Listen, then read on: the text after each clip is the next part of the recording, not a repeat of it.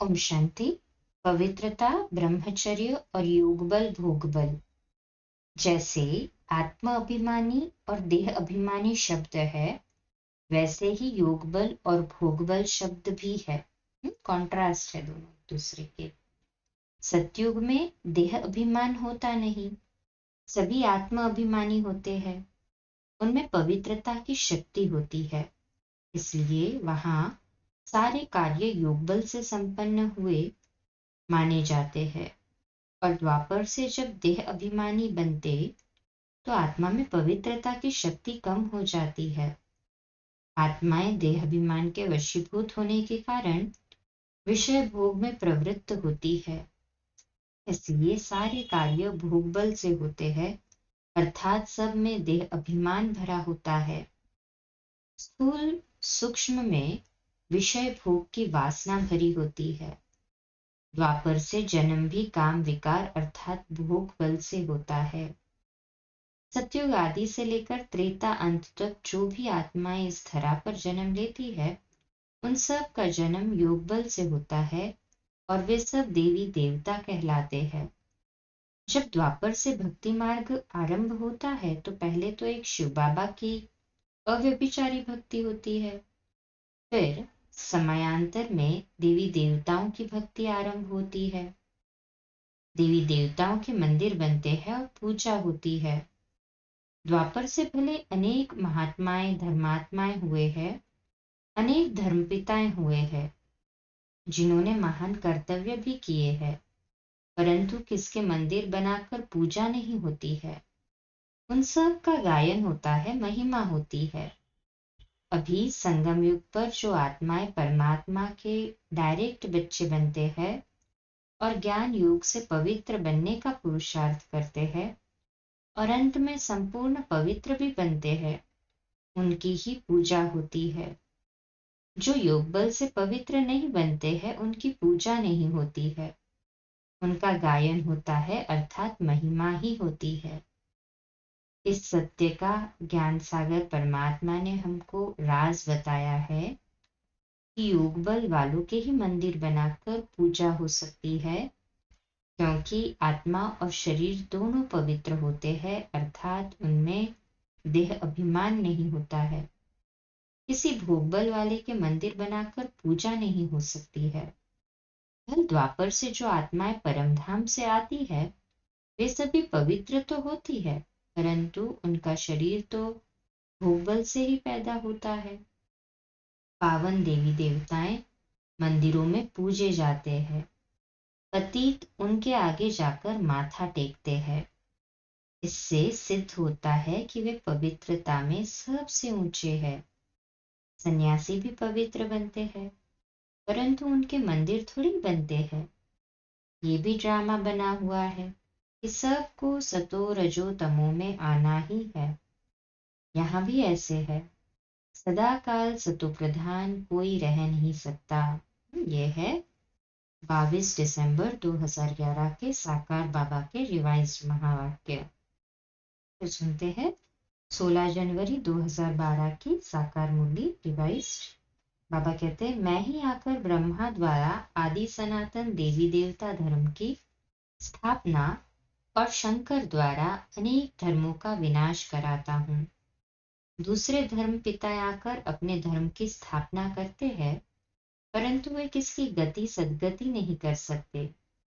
गति सदगति दाता तो मैं एक परमात्मा ही हूँ।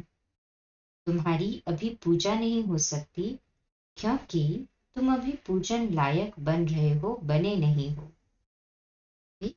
2 मई 2005 की साकार रिवाइज्ड मुरली। तुम योग बल से विश्व पर राज्य करते हो। तुम कहते हो, बाबा हम कल्प कल्प आपसे सतयुग का स्वराज्य लेते हैं, फिर गवाते हैं, फिर लेते हैं।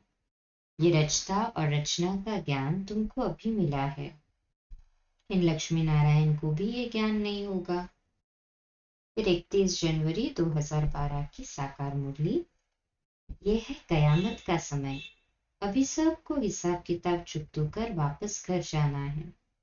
इसमें कोई तो योग बल से अपना हिसाब किताब चुकतू करते हैं और कोई फिर सजाएं खाकर हिसाब किताब चुकतू करते हैं। पाप का हिसाब किताब सबको चुकतू कर पावन होकर ही वापस जाना है। बाप कहते हैं मैं सबकी जोत जगाकर वापस ले जाऊंगा, फिर सबको अपने समय पर आकर अपना अपना पाठ बचाना है। अव्यक्त बाप दादा के 2 फरवरी 2012 के महावाक्य है, अभी भी प्रत्यक्ष प्रमाण आपको पवित्रता की जायदाद बाप से प्राप्त हो गई है।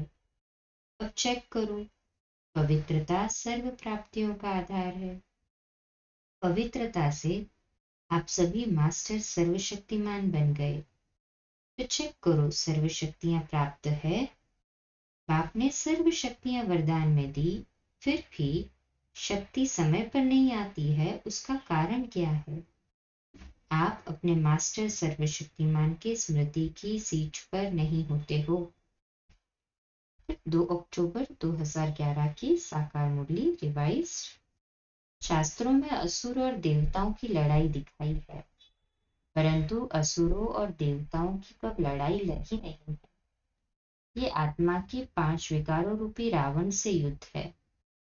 तुम योग बल से इन आसुरी 5 विकारों पर जीत पाते हो। तुम हो डबल अहिंसक। काम कटारी चलाना ये सबसे बड़ा पाप है। बाप कहते हैं ये काम कटारी आत्मा को आदि मध्य अंत दुख देती है। 11 अगस्त 2011 की साकार मुरली रिवाइज्ड। अभी तुमको पवित्र रहना है। पवित्र बन पवित्र दुनिया का मालिक बनना है। पतित से पावन एक बाप ही बनाते हैं। साधु संत आदि भी विकार से ही पैदा होते हैं। देवी देवताओं के लिए ऐसे थोड़े ही कहेंगे कि वे विकार से पैदा होते हैं। सत्युग त्रेता में विकार होता ही नहीं है, वहां पाप का नाम नहीं होता। फिर 12 अक्टूबर 2010 की रिवाइज्ड मुरली साकार। अभी फिर अपनी बैटरी को भरो। सिवाय बाप की याद के आत्मा कभी पवित्र हो नहीं सकती। एक ही सर्वशक्तिमान बाप है जिनसे योग लगाना है। बाप खुद ही आकर अपना परिचय देते हैं कि मैं क्या हूँ, कैसा हूँ, कैसे तुम्हारी आत्मा की बैटरी डल हो जाती है। मुख्य बात है योग में रहना और पवित्र बनना। 9 जून 2010 की साकार मुरली रिवाइज्ड। मुख्य है काम की बात, इस पर ही पतित कहा जाता है। हम पतित बनते हैं, फिर बाप आकर पावन बनाते हैं ड्रामा अनुसार। अभी इस चक्र का तुमको पता पड़ा है कि ये चक्र फिरता रहता है। कल्प पहले भी कहा था कि ये योग अग्नि है जिससे तुम्हारे पाप दग्ध होते हैं। हाथ निकलने से आत्मा पवित्र बन जाती है। 28 नवंबर 2009 की साकार रिवाइज्ड मुरली। अभी बाप ने तुमको ज्ञान दिया है, ज्ञान से ही तुम बच्चों की सदगति हो रही है। तुम कितना दूर जाते हो, बाप ने ही घर जाने का रास्ता बताया है। सिवाय बाप के कोई वापस अपने घर ले नहीं जा सकते। ये भी तुम समझते हो कि हम आत्मा पवित्र बनेंगे, तभी अपने घर जा सकेंगे। फिर या तो योग बल से पावन बने या सजाओं के बल से पावन बनेंगे। अच्छा, कल सुबह अमृत वेला मेडिटेशन 3:30 से 4:30, प्रातः मुरली क्लास 4:45 बजे और रात्रि क्लास 8:45 बजे।